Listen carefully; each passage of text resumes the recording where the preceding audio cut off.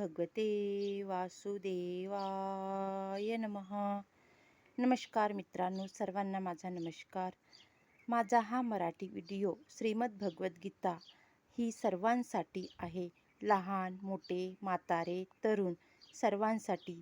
सर्वांनी हा व्हिडिओ नक्की ऐकायचा, कारण या व्हिडिओमध्ये आपल्या जीवनाचं सार्थक काय आहे, भगवद्गीतेमध्ये आपलं जीवन कशा पद्धतीने व्यतीत करायचं आहे हे श्रीकृष्ण भगवंताने सांगितलेले आहे.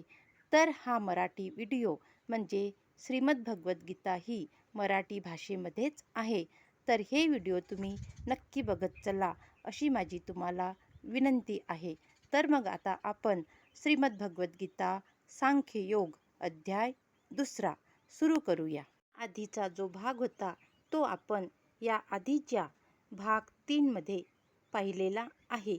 तर आता हा समोरचा भाग आपण या व्हिडिओमध्ये बघूया. ज्या काळी मी, तू आणि हे सर्व राजे अस्तित्वात नव्हते, असा काळ कधीही नव्हता आणि भविष्यात आपण अस्तित्वहीन होणार असेही नाही, असे श्रीकृष्ण भगवान अर्जुनाला सांगत आहे. तर हे सर्व कथा तुम्ही नीट लक्ष देऊन ऐका.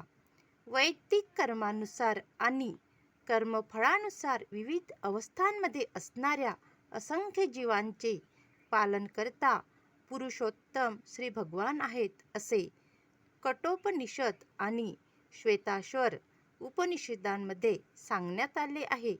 तेच पुरुषोत्तम श्री भगवान आपल्या पूर्णाश्वाद्वारे प्रत्येक जीवाच्या हृदयामध्ये स्थित आहे. जे संतजन त्या भगवंतांना आत आणि बाहेर दोन्हीकडे पाहू शकतात, त्यांनाच परिपूर्ण आणि शाश्वत शांतीची प्राप्ती होते. अर्जुनाला सांगण्यात आलेले वैदिक सत्य जगातील सर्व लोकांनाही सांगण्यात आले आहे. अल्पबुद्धी असूनही स्वतःला विद्वान मानणारे अनेक लोक या जगामध्ये आहेत आणि अशा लोकांनाही हेच वैदिक सत्य सांगण्यात आले आहे. भगवान स्पष्टपणे सांगतात की ते स्वतः, अर्जुन आणि युद्धभूमीवर आलेले राजे या सर्वांचे शाश्वत वैयक्तिक अस्तित्व असते आणि बद्ध अथवा मुक्त या दोन्ही अवस्थांमधील सर्व जीवांचे भगवंत हेच नित्य पालनकर्ता आहेत. पुरुषोत्तम श्री भगवान हे परमपुरुष आहेत आणि भगवंताचा नित्य सहचर अर्जुन तथा उपस्थित राजे हे सर्व शाश्वत जीवात्मे आहेत. भूतकाळात ते अस्तित्वात नव्हते असेही नाही, ते शाश्वत नित्य व्यक्ती राहणार नाहीत असेही नाही. त्यांचे व्यक्तित्व भूतकाळात अस्तित्वात होतेच आणि हे व्यक्तित्व भविष्यकाळातही अखंडपणे चालू राहीलच, म्हणून कोणाविषयी शोक करण्याचे कारण नाही.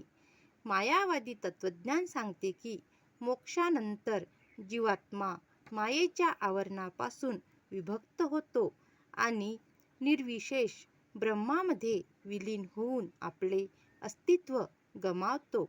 पण या सिद्धांताला सर्वश्रेष्ठ अधिकारी भगवान श्रीकृष्णांनी या ठिकाणी पुष्टी दिली नाही. तसेच केवळ बुद्धावस्थेतच आपण वैयक्तिक अस्तित्वाचा विचार करतो या सिद्धांतालाही या ठिकाणी पुष्टी मिळत नाही.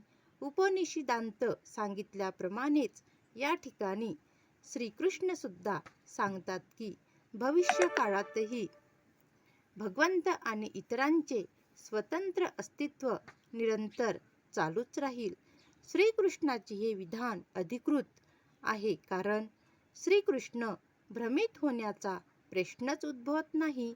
जर जीवांचे स्वतंत्र अस्तित्व ही वास्तविकता नसती, तर भविष्य काळातील जीवांच्या स्वतंत्र व्यक्तिमत्वावर श्रीकृष्णांनी इतका भर दिलाच नसता. यावर प्रतिवाद करण्यासाठी मायावादी म्हणू शकतील की श्रीकृष्णांनी स्वतंत्र व्यक्तित्वाविषयी सांगितलेले वचन आध्यात्मिक नसून भौतिक आहे.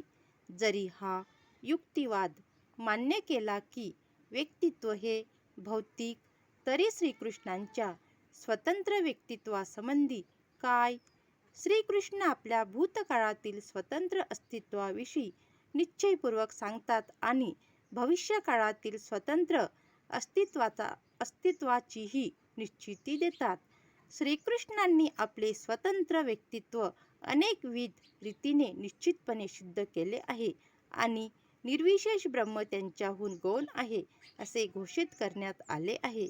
श्रीकृष्णांनी आपले व्यक्तित्व स्वतंत्र ठेवले आहे. जर त्यांचा अहंकारी सामान्यबद्ध जीव म्हणून स्वीकार केला तर त्यांनी सांगितलेल्या भगवद्गीतेला प्रमाणशास्त्र म्हणून काहीच महत्त्व राहत नाही. मानवी दुर्बलतेचा 4 दोषांनी युक्त सामान्य मनुष्य श्रवण योग्य ज्ञानाचे शिक्षण देण्यास असमर्थ आहे. भगवद्गीता सामान्य साहित्याहून श्रेष्ठ आहे. कोणत्याही भौतिक जडवादी पुस्तकाची भगवद्गीतेशी तुलना होऊच शकत नाही. जेव्हा एखादा मनुष्य श्रीकृष्णांना सामान्य मनुष्य म्हणून स्वीकारतो तेव्हा भगवद्गीतेचे सर्व महत्त्व नाहीसे होते. मायावादी असा युक्तिवाद करतात की या श्लोकात जे अनेकत्व सांगितले आहे ते केवळ रूढीला धरून आहे आणि ते शरीराला उद्देशून सांगण्यात आले आहे. परंतु यापूर्वीच्या श्लोकामध्ये अशा प्रकारच्या शारीरिक संकल्पनेचे पूर्णपणे खंडन करण्यात आले आहे. जीवांच्या शारीरिक संकल्पनेची पूर्वीच निंदा केल्यावर पुन्हा शरीरविषयक रूढीला चिकटून असणारे विधान श्रीकृष्णाद्वारे केले जाणे कसे शक्य आहे? म्हणून स्वतंत्र व्यक्तित्व आध्यात्मिक स्तरावर आधारित आहे आणि याची पुष्टी श्री रामानुजाचार्यासारख्या इतर आचार्यांनीही केली आहे. गीतेत अनेक ठिकाणी स्पष्टपणे सांगण्यात आले आहे की भगवंताचे भक्तच या स्वतंत्र आध्यात्मिक अस्तित्वाविषयी जाणू शकतात.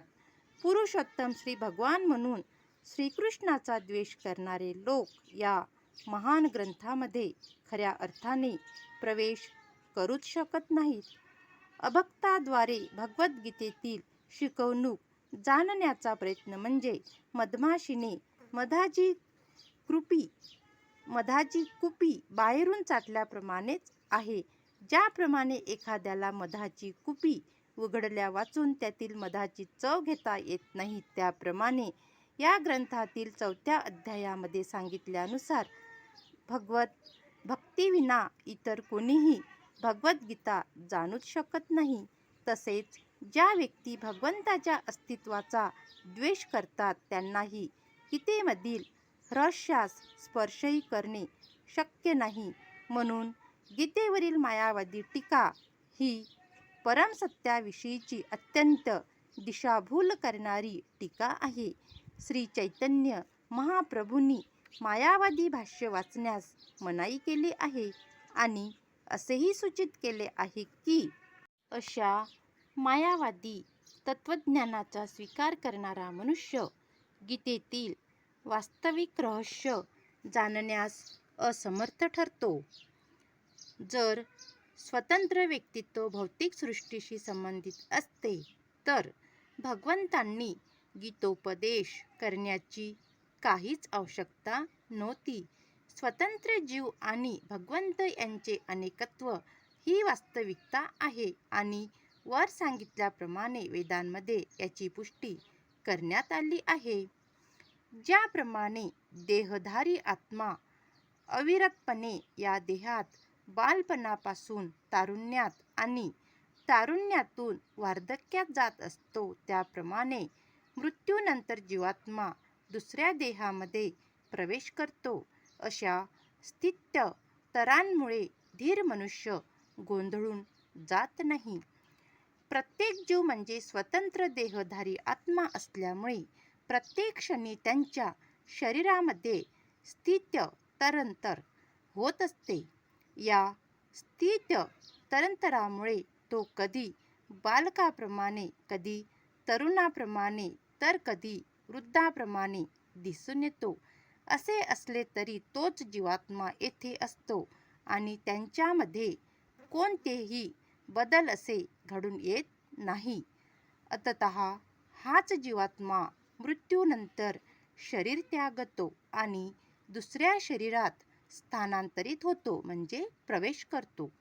जीवात्म्याला पुढच्या जन्मामध्ये आध्यात्मिक किंवा भौतिक शरीर मिळणार हे निश्चित असते आणि यासाठीच भीष्म द्रोण यांच्याविषयी अतिशय आस्था असणाऱ्या अर्जुनाला त्यांच्या मृत्यूमुळे शोकाकुल होण्याचे काहीच कारण नव्हते. उलट ते वृद्ध शरीरातून नवीन शरीरात स्थानांतरण म्हणजे नवीन शरीरामध्ये ते बदल करील, नवतारुण्य प्राप्त करील असल्यामुळे अर्जुनाने आनंदित व्हायला हवे होते. शरीरातील अशा बदलांमुळे एखाद्याला आपल्या आयुष्यातील कर्मानुसार सुख आणि दुःख प्राप्त होते. म्हणून भीष्म म्हणजे भीष्म पितामह आणि द्रोण म्हणजे द्रोणाचार्य थोर व्यक्ती असल्यामुळे त्यांना पुढील जन्मी आध्यात्मिक देहाची प्राप्ती होणार होती किंवा निदान भौतिक जगतातील श्रेष्ठ श्रेणीचा उपभोग घेण्यासाठी स्वर्गलोकाची तरी प्राप्ती होणारच होती. याप्रमाणे कोणत्याही संदर्भात शोक करण्याचे कारणच नव्हते. ज्या मनुष्याला जीवाची मूळ स्थिती परमात्मा आणि आध्यात्मिक तसेच भौतिक प्रकृतीचेही परिपूर्ण ज्ञान असते, त्या मनुष्याला धीर आणि ज्ञानी मनुष्य असे म्हणतात. असा मनुष्य शरीराच्या बदलांमुळे कधीच गोंधळून जात नाही. मित्रांनो, आज ही कथा आपण इथेच थांबू. या समोरची कथा आपण पुढच्या भागामध्ये पाहूया. ओम नमो भगवते वासुदेवाय नमः. जय श्रीराम, जय श्रीकृष्ण. राधे राधे. सर्वांना माझा नमस्कार.